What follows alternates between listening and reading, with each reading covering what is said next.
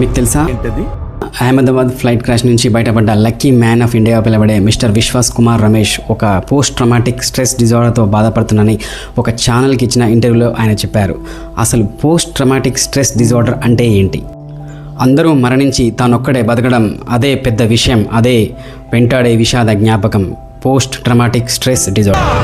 వ్యాధిలో ఉండే ముఖ్య లక్షణాలు: ఇంట్రూజివ్ మెమరీ ఫ్లాష్ బ్యాక్స్, అంటే బలవంతంగా వచ్చే అనవసరపు జ్ఞాపకాలు. దీనివల్ల పీడకలలు, గుండె వేగంగా కొట్టుకోవడం, దీన్నే టాకికార్డియా అంటారు. ఇది కాస్త బ్లడ్ ప్రెషర్, బీపీకి దారితీస్తుంది.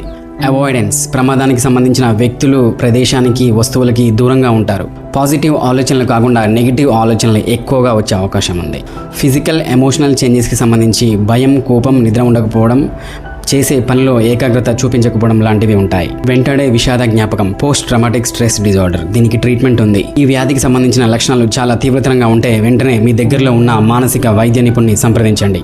ఈ ఇన్ఫర్మేటివ్ వీడియో ఎలా ఉందో కామెంట్ రూపంలో తెలియజేయండి. For more videos subscribe, like, share, follow. Thank you.